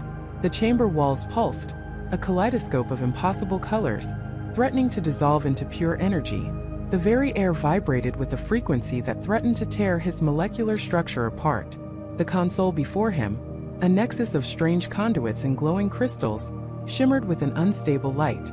He clutched the device, its surface warm and humming against his palm. It felt alive, pulsing with the same chaotic energy that threatened to consume everything. His original world. His parents, their faces flashing in his mind's eye vivid and real. His childhood home, the smell of his mother's baking, the sound of his father's laughter. They were real. They had been real. But so was Jessica's tear-streaked face when he'd first met her in this reality. The genuine concern in David's eyes, Emily's quiet strength. They were innocent. They were here. Billions of lives hung in the balance, lives that, in this reality, were just as valid, just as precious as the ones he remembered. The choice wasn't about his existence anymore. It was about all existence. To try and force his reality back would be to gamble with the lives of billions, to tear apart the fabric of this universe for the sake of his own. To do nothing was to let both collapse into a cataclysmic void, an end to everything. There was a third option, a desperate, terrifying, beautiful third option. The instructions, fragments of information he'd pieced together from the old texts, from his brief, cryptic encounters, from the device itself, coalesced in his mind. Not to restore, not to destroy, but to anchor, to stabilize, to become the fulcrum upon which both realities could balance, forever separated, yet forever safe. He slammed the device into the central slot of the console. A shockwave ripped through him, not external but internal, as if every atom in his body was simultaneously exploding and imploding. It was agony beyond comprehension, a cosmic surgery performed on his very soul. A blinding white light erupted from the console, swallowing the chamber, swallowing him whole. The deafening roar outside became a high-pitched whine, then a profound, absolute silence, so complete it pressed in on his eardrums, threatening to deafen him permanently. He felt himself being stretched, pulled apart, then reassembled molecule by excruciating molecule. Memories, thoughts, identities from two distinct timelines collided within his mind, a torrent of information threatening to shatter his sanity. He saw himself walking down a sun-drenched street in his original world, a warm summer breeze on his face, then simultaneously saw himself waking up in the sterile, disorienting hospital bed in this world, the harsh fluorescent lights glaring down. He remembered his parents' names, the comforting sound of their voices, and then inexplicably, he remembered the names of parents he'd never had in this reality, their faces blurred, yet strangely familiar. Two sets of lives, two sets of experiences, now warring for dominance within the confines of his skull, each vying to be his truth, his history, his self. When the light faded, he was still standing, though barely. He was slumped against the now inert console, gasping for breath, his body trembling uncontrollably, sweat plastering his hair to his forehead. The chamber was still there, but it felt different. Solid. Real. The shimmering, the warping, the terrifying roar all gone. A profound, almost oppressive stillness had settled, a peace that felt unnerving after the chaos, like the quiet after a nuclear bomb. He pushed himself upright, his limbs heavy, his vision blurry, the afterimage of blinding light still dancing behind his eyelids. He looked around. The walls were no longer translucent, no longer humming with unstable energy. They were solid ancient stone, scarred with faint, glowing runes that now seemed to hum with a steady, stable light, like the deep rhythmic heartbeat of a sleeping giant. The air was clean, crisp, no longer smelling of ozone and impending doom, but of damp earth and old stone. A sense of permanence, of anchoring, pervaded everything. He had done it. He had stabilized it. He had saved this reality. But at what cost? He raised a hand, his fingers trembling. He looked at them. They were his fingers, undeniably, but the memories associated with them. They were fractured, like a shattered mirror reflecting 1,000 incomplete images. He tried to recall his original home address. He could see the numbers, but the street name was a blur, a whisper on the edge of recollection. He tried to remember his mother's maiden name. It was there, but it felt like recalling a character from a book he'd read years ago. A beautiful but distant detail, not a cherished memory of a loved one. The emotional resonance was gone, replaced by a cold, academic recollection. Then he tried to remember the hospital in this world. The stern nurses' faces. The doctor who told him he was an anomaly. Those memories surged forward, vivid, sharp, immediate. More real somehow than his own past. They felt like his true history, the foundation of who he was now. He walked to a polished metal surface on the console, now reflecting his image clearly. His face stared back, pale, eyes wide with the dawning horror. It was his face, yes, but there was a subtle shift in his gaze. A phantom echo of someone else looking back. A stranger in his own skin, or perhaps two strangers merging into one incomplete whole. He closed his eyes, concentrating. He tried to pull the memories of his original life forward, to reclaim them, to reassert his identity. He saw flashes. A childhood birthday party, the joy of a high school graduation, the bittersweet ache of a first love. But they were like scenes from a movie he'd watched long ago. Beautiful but distant, detached, devoid of the emotional weight that defined them. He could describe them, but he couldn't feel them. Then he tried to remember the day he woke up in this world. The profound confusion, the paralyzing fear, the frantic search for answers. Those memories surged forward, vibrant and alive, almost as if they were his true history, the defining moments of his existence. He could feel the cold tile of the hospital floor, the bitter taste of the four drip, the desperate hope that someone, anyone, would recognize him. He was neither Michael from his original world, nor the Michael who was supposed to exist in this one. He was a synthesis, a fractured echo of both. He had anchored this reality, but in doing so, he had become an anchor himself, forever tethered to this place, yet forever adrift from his own past. He existed, yes, but not as he once was. He had sacrificed his self for the greater good. His identity was no longer a singular, coherent narrative, but a mosaic of broken pieces, some shining, some dim, none fully his own. The realization hit him with the force of a physical blow, stealing his breath, emptying his lungs. He had saved them all, but he had erased himself in the process, not from existence but from identity. He was a man with two pasts and no true present, a phantom limb of reality, forever reaching for a home that was no longer his. He had woken up in a world where he never truly existed, and now even his own existence was a compromise, a constant, agonizing internal battle for who he truly was. He was a living paradox, a walking contradiction, a ghost haunting his own body. He slid down the console, the cold metal a stark contrast to the burning emptiness in his chest. His purpose was fulfilled. The universes were safe. But he was lost. Utterly, irrevocably lost. He was here but not here. He was a shadow, a whisper, a secret. And then he heard it. A faint, almost imperceptible sound, echoing from beyond the now stable walls of the chamber. Footsteps. Coming closer. Someone was here. Someone new. "Michael," a voice called out, muffled by the thick stone, laced with a familiar urgency. It was Jessica.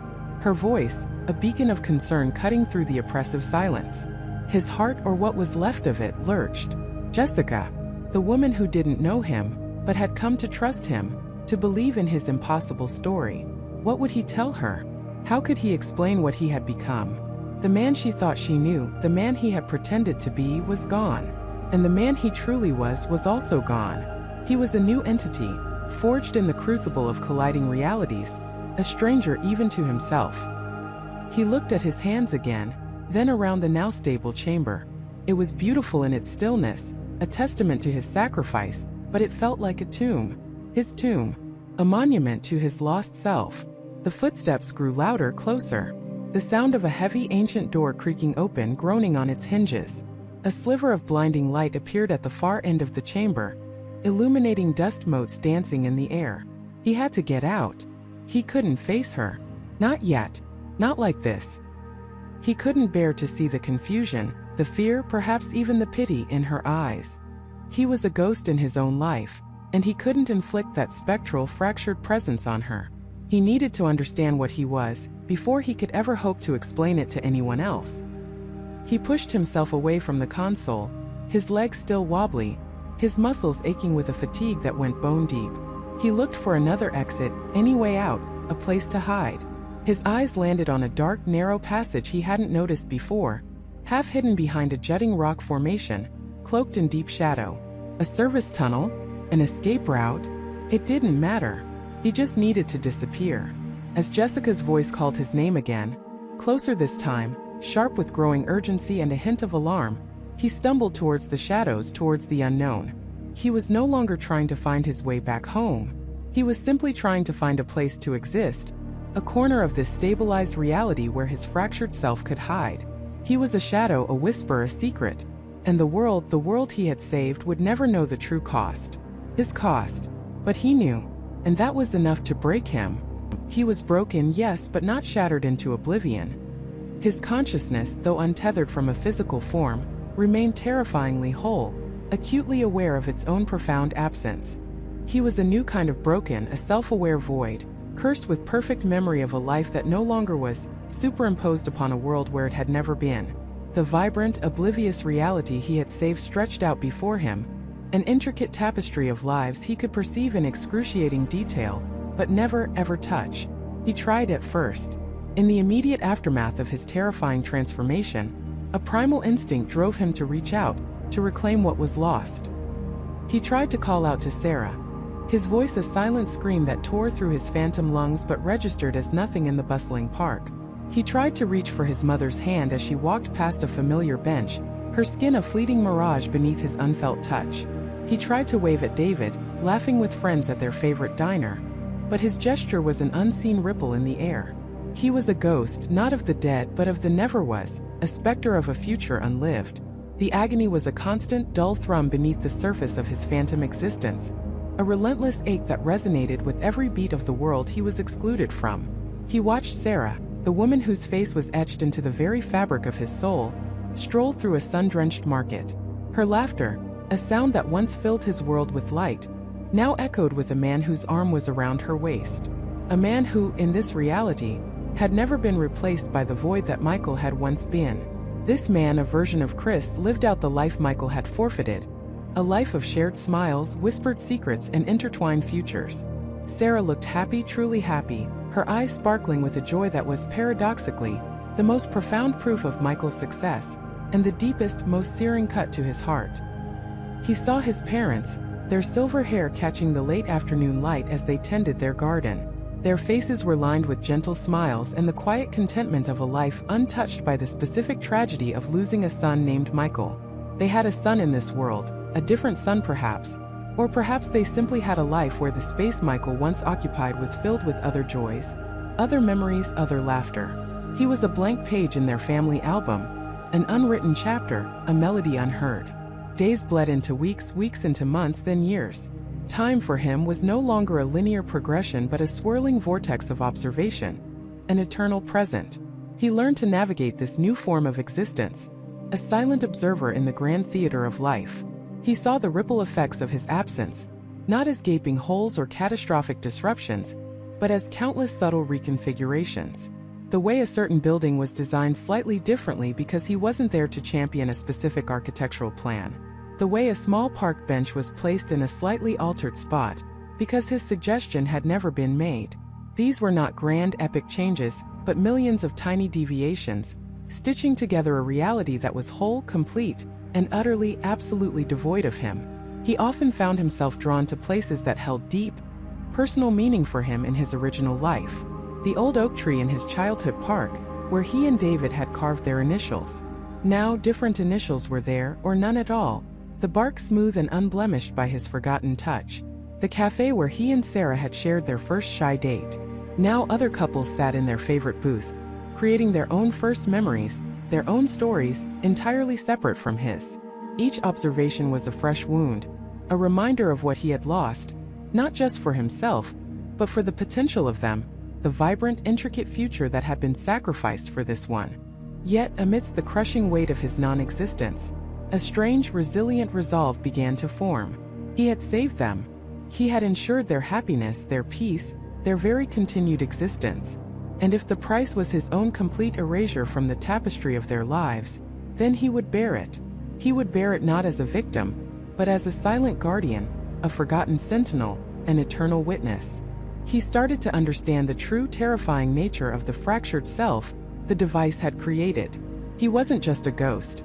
He was a living memory, an echo chamber of an alternate reality, tethered to this one by the very act of its creation. He was the universe's secret keeper, the living proof of a path not taken, a disaster averted. He was the consequence, the shadow cost of a world made right. He found he could move through walls, through crowds, through the very fabric of space and time as it manifested around him. He wasn't bound by physical laws, yet he was bound by the profound, inescapable limitation of his non-impact. It was a paradox. He lived every moment. He was everywhere and nowhere, seeing everything and touching nothing, an omnipresent void. One evening, he found himself standing in front of what used to be his apartment building. Lights glowed warmly in the windows. He saw a young couple inside, laughing as they cooked dinner, their voices a gentle hum of domestic bliss. Their lives were simple, ordinary, beautiful, and it struck him with an almost unbearable clarity. This ordinariness, this peace, this uninterrupted flow of everyday joy, was the true monument to his sacrifice.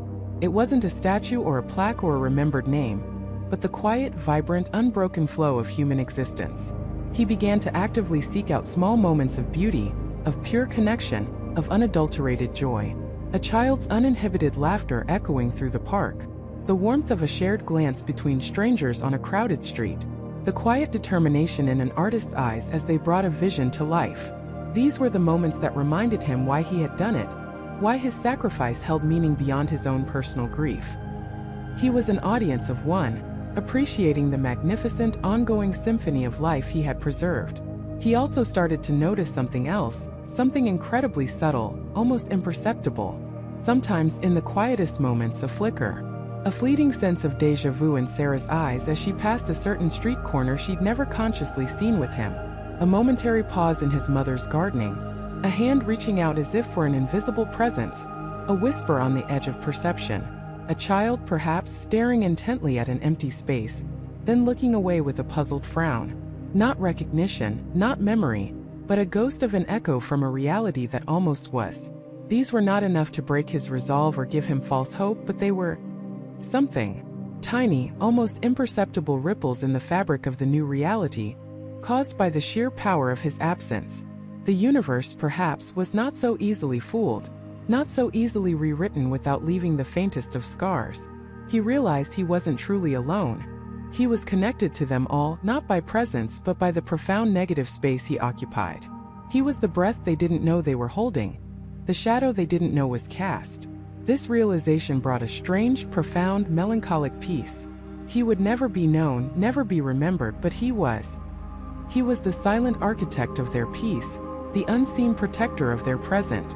His sanctuary became the periphery, the liminal spaces between moments, the quiet hum of the city at dawn, before the world fully awoke, the rustle of leaves in an empty park at midnight, under the indifferent gaze of the stars. These were the moments when the veil between realities seemed thinnest, when his own fractured existence felt most substantial, most real. He found a strange kind of freedom in his non-existence. No longer bound by the physical constraints and pressures of a human life, he was pure consciousness, pure observation, pure enduring love. The device that had caused all of this, the Chronos key, was gone. Or rather, it existed, but in a reality where he had never invented it, never activated it. It was a paradox he no longer tried to untangle. His purpose had shifted from undoing a mistake to safeguarding the outcome, from living a life to being the eternal foundation of countless others. He started to think of himself not as a victim of fate, but as a guardian of the timeline, a silent witness to the beauty of lives unburdened by the catastrophe he alone remembered. His love for Sarah, for his family, for humanity itself, had transmuted into this profound, selfless act of eternal vigilance. He would spend his endless days drifting through the world, an unseen current in the river of time. He would watch generations live and die, fall in love and break apart, build and destroy, all under the silent, forgotten gaze of the man who had given everything for their tomorrow. And sometimes, just sometimes, late at night, in the deepest quiet of the world, he would allow himself a single fleeting thought.